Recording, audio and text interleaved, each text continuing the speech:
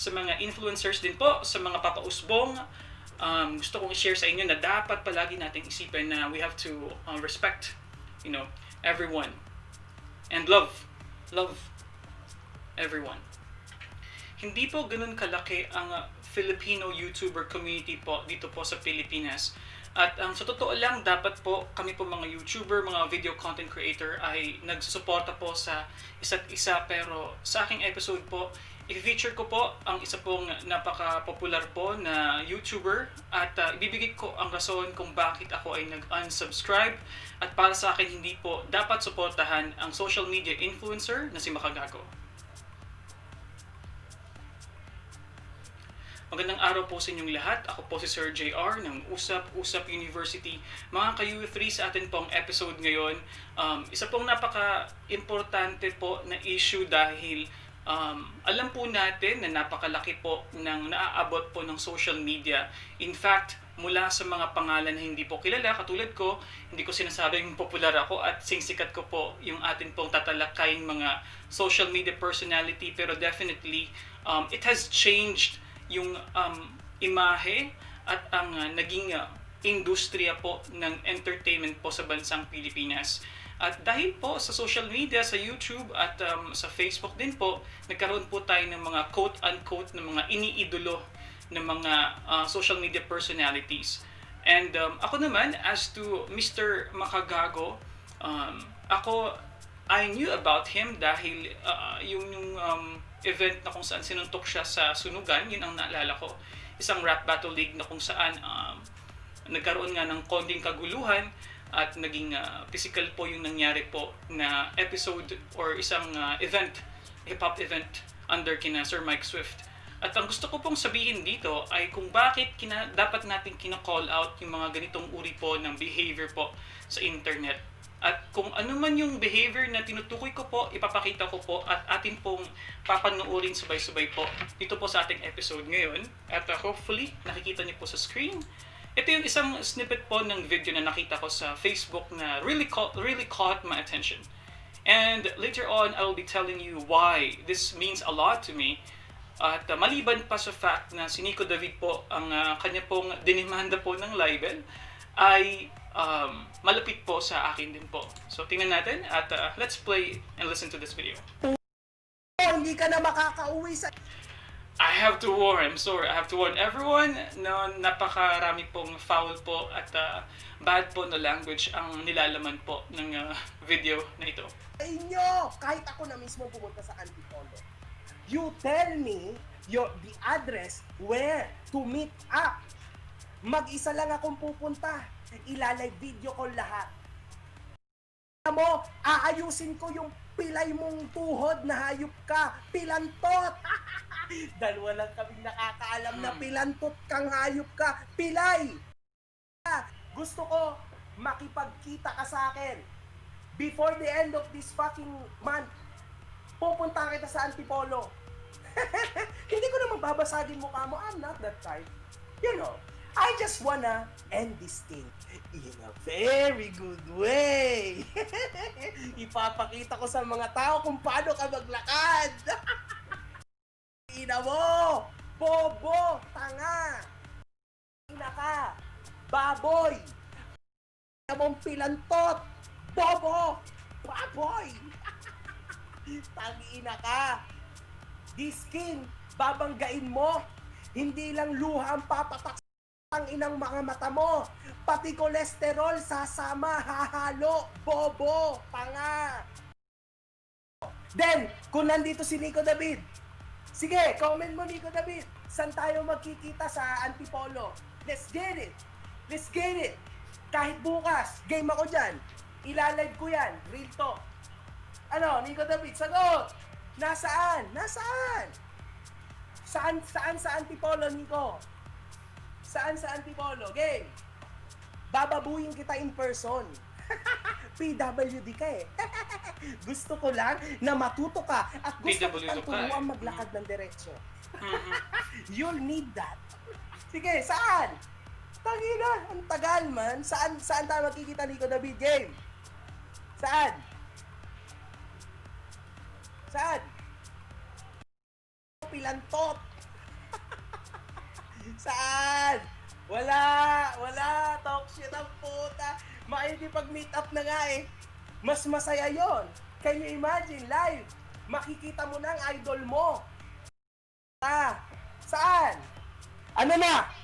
Bibigyan ko to ng 5 segundo mga kahombre ko Pag wala talaga, ibig sabihin, na bakla na. May baboy na bakla na. Okay. 5, 4, 3, 2, 1, 0. Wala. Wala na.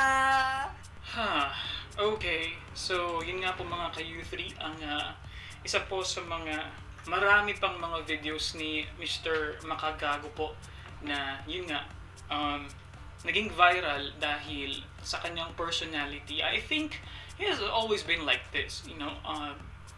Para sa akin, yun yung parang napili niyang imahe at naintindihan ko yun. Pero yun nga, para sa akin naging foul in a sense dahil maliban sa fact na he decided to file a libel case kay Nico. Kasama niya rin dito si Jonah.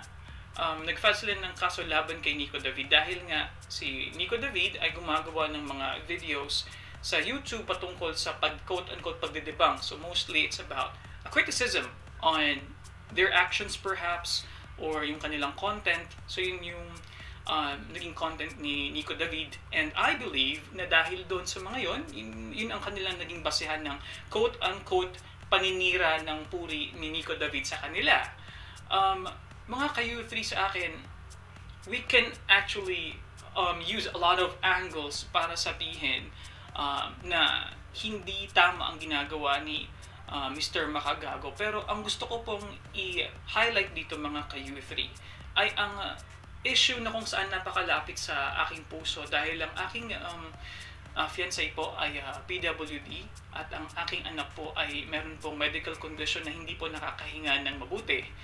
At dahil po sa concept po ng social media influencers, marami po ang mga bata na nakakarinig po at naglo-look up sa mga ganito pong uri ng mga tao, na ganitong uri po ng mga social media personalities. And tulad nga ng sinabi ni Spider-Man, di ba, very common na quote, with great power, with great following comes great responsibility. And we have to call these people out. Ang hindi ko nagustuhan sa kanyang mga pahayag ay yung kanyang nga pong pagre-ridicule, kanyang pangungutya po sa mga tao po na may kapansanan. So para sa akin, that's very, very foul.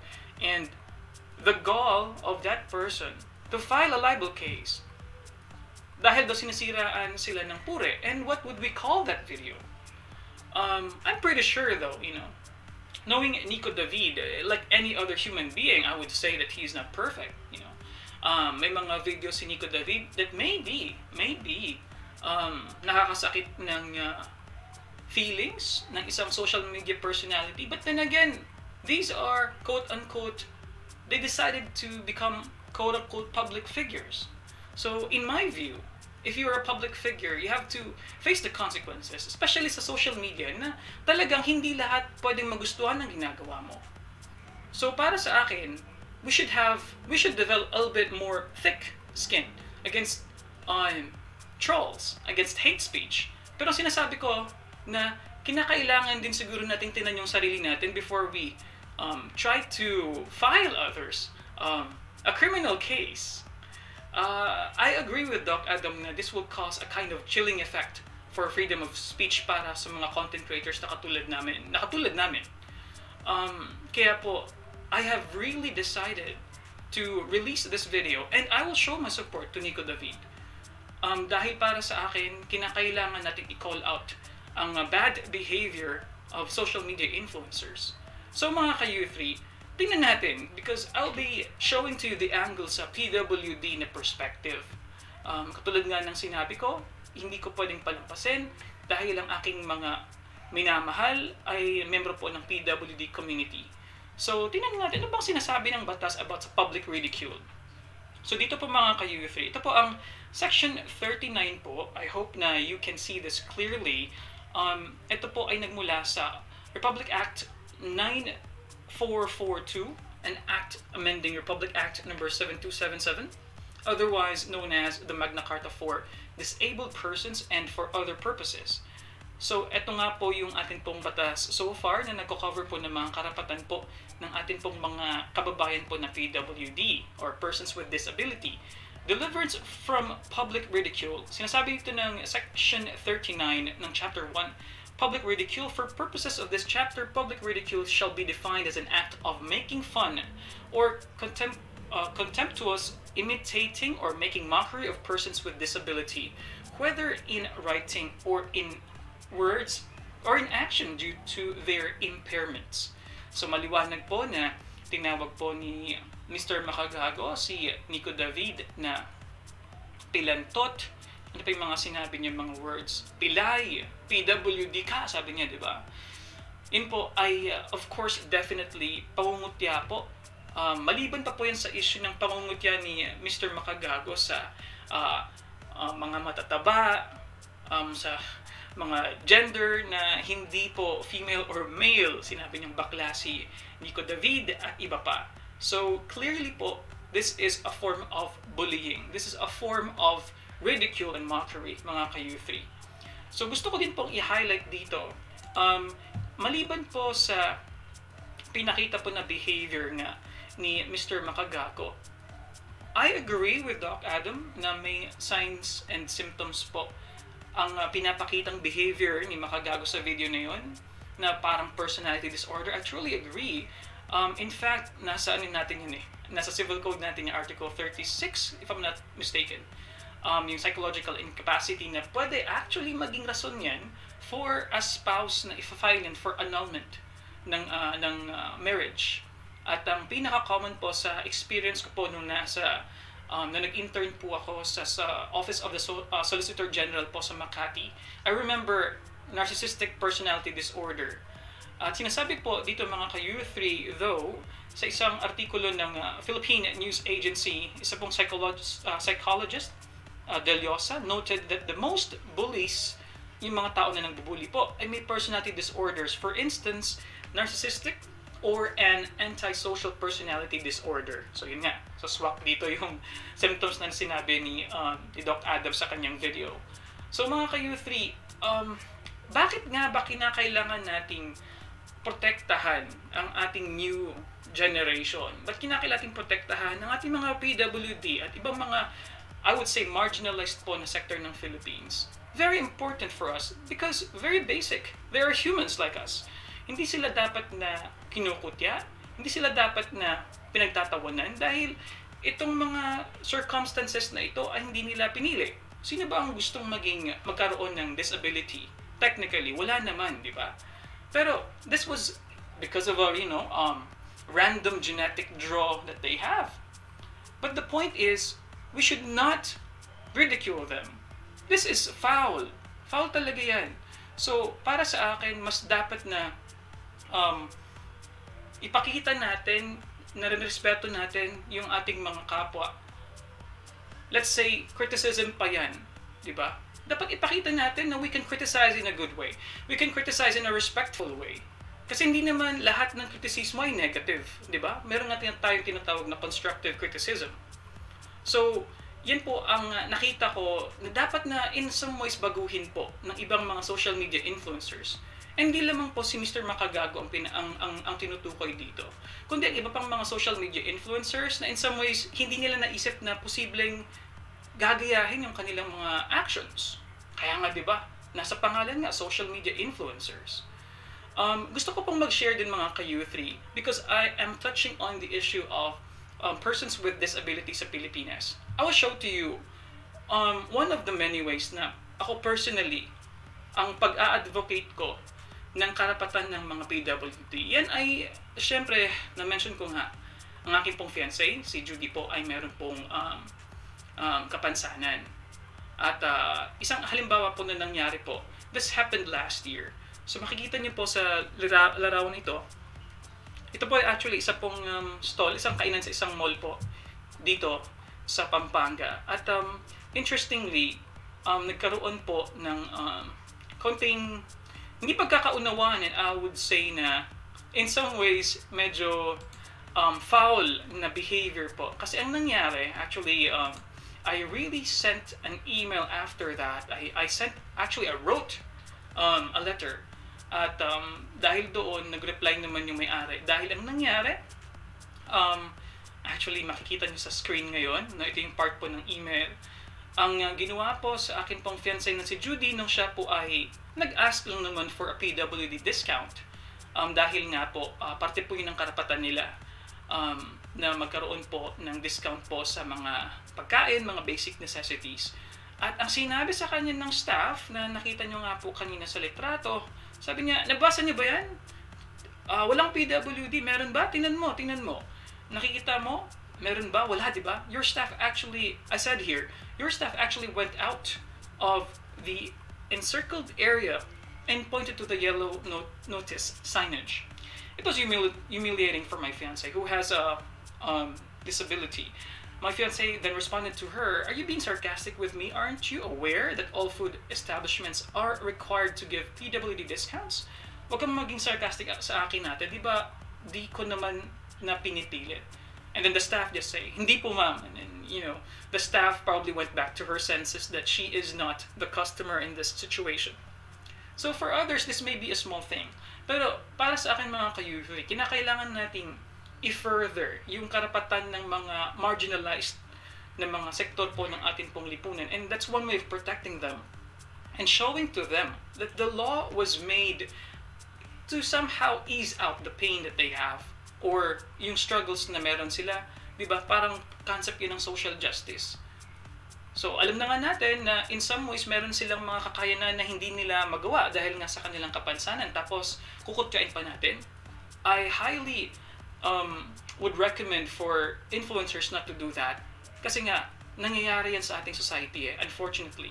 And naging biktima ang aking fiancé niyan. So, ang ginawa ko, I sent nga this particular letter, and then the owner sent an apology email to me. Sabi niya dito, "Good day po sir, nabasa ko po letter nyo. Ako na po ang humihingi ng dispensa sa nangyari. Hindi po na-inform yung mga bago staff na they have to give discounts sa PWD card holders. Ako na po humihingi ng sorry. Nagpapasalamat po ako sa inyong pagsulat sa akin for calling my attention. Promise po hindi na mangyayari po ulit yun.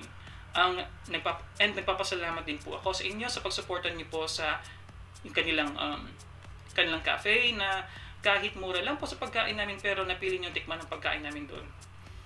Muli po sir, humingi po ako ng pagpaumanhin sa nangyari. God bless po, and sana sa susunod niyo po na pagpunta, mag-meet po tayo. Maraming salamat po. Okay. So, well, technically, sa totoo lang po, I really had a desire to file a case sa DTI, and gusto kong ireklamo dahil nga mayroong blatant violation na ginagawa sila. Yan ay maliban pa sa fact ng pag-iinsulto at pag-look down ng kanilang staff. Pero dahil nga dito, syempre parang may masmasan naman ako. At para sa akin kasi, yung mga bagay na ito, pwede namang mapag-usapan.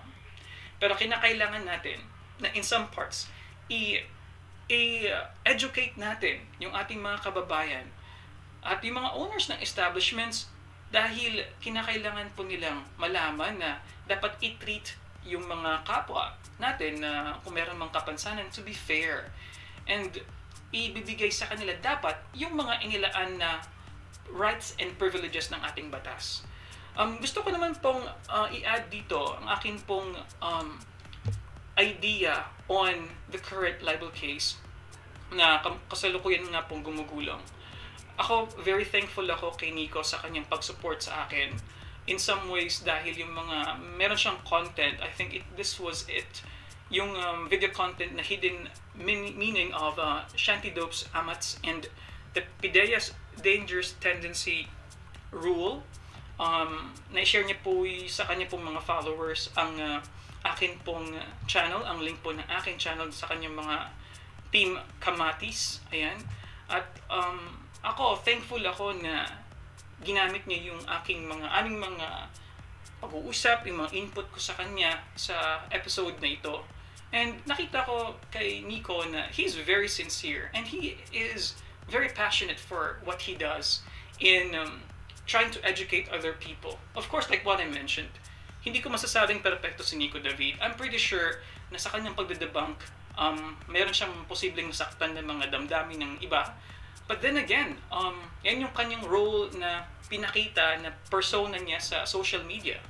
And it's sad na, kumbaga, from the social media community that we have, nag-spring out yung mga personal na mga issues, which is talagang hindi dapat mangyari. So ako, naniniwala ako na positibong may resolution ang mangyayari dito. Ako personally, I'm hoping na for Mr. Makagago, I don't know him personally, pero sana he may consider his actions and maybe mag-desist na lang sa kaso. Dahil for sure, kung makikita natin, meron din talaga siyang pagkakamali at hindi magandang inasal. In fact, dapat nga siya mas may dapat na gawin sa pag-apologize sa kanyang mga ginagawa. Influencer siya. Mr. Makagago, you have around 1.8 million followers on YouTube. That's a very, very big responsibility. So I hope na we can still turn things around and in some ways apologize for people that you've hurt. Dahil ang PWD community po ay 2010 figures around 1.8, 1.7 million people. So 2020 na ngayon, I'm sure it has increased. So sana po ay wag po tayong tumangkilik sa mga youngsters, and I'm saying youngsters dahil para sa akin, I think ang demographics ni Makagago ay sa younger na segment ng ating lipunan. Ako, wala akong mga younger na mga fans, mostly mga medyo may edad yung aking mga fans sa aking content. But sana yung sa mga kabataan na fans ni Mr. Makagago, wag yung tularan yung mga ganung uri ng pananalita at sana ay matuto kayong rumispeto at aralin natin yung pagrespeto sa iba sa pamamagitan ng pakikinig sa mga tamang mga social media influencers. Now mga ka-youthi, before we end, I would like to share to you ang palagi nating part ng ating episode, ang hashtag U3 question. Ano po ang inyong masasabi sa mga statement ng social media influencer na si Makagago? Ano po ang inyong panuntunan sa isang influencer? Ano yung standard ninyo, mga ka-U3? Pag sinabing social media personality, ano yung ating standards na tinitingnan? Ano yung qualities na dapat meron sila?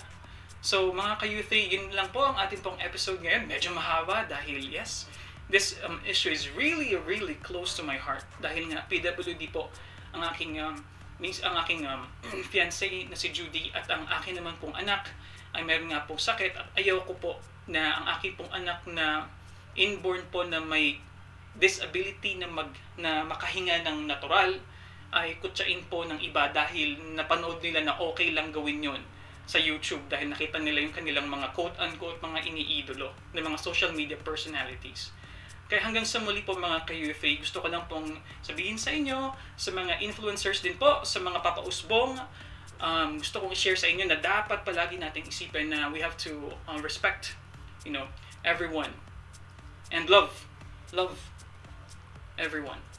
So hanggang sa muli po, ako po si Sir JR. Maraming salamat po and see you in our next videos. Paalam.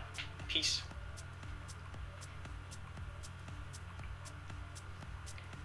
Mga ka-youthi, dyan po nagtatapos ang ating pong episode. This is a very, in some ways, emotional episode for me dahil nga po, ang aking pong fiancé na si Judy ay meron pong kapansanan. Ang aking pong anak po ay meron din pong medical condition at ayaw ko po na ang next generation po, they would see words like, mockeries, yung pagre-ridicule po, pangungutya sa iba, ay okay lamang. Lalong-lalo na sa may kapansanan dahil yan ang kanilang natutunan sa YouTube mula sa kanilang mga quote-unquote iniidolo mga social media personalities. So, kinakailangan pong i-call out, kinakailangan po nating mag-demand po in some ways ng accountability sa mga salitang ganyan dahil nga po, hindi po maganda ang na-encourage po na behavior sa social media kapag hindi natin to kina-call out, pinapakita at fini-feature. Kaya yan po yung aking naging motivation po for this episode. Ilalagay ko po ang mga description po at details po kay Nico David kung paano po tayo makakatulong sa kanya. I guarantee na sa akin pong maliit po na community sa Usap Usap University, I'm pretty sure na meron pong makaka-extend po ng help mula po sa aming on our side. Dahil si Nico David po ay atin pong kaibigan sa atin pong YouTube Creator Camp days, kasama po ng iba pang mga YouTubers. So I'm pretty sure na we don't want to have a chilling effect on freedom of speech, but at the same time, kinakailangan natin ng responsible po na messaging, lalong-lalo na sa ating mga video content creators. Kaya hanggang sa muli po, ako po si Sir JR. See you in our next videos. Bye. Peace.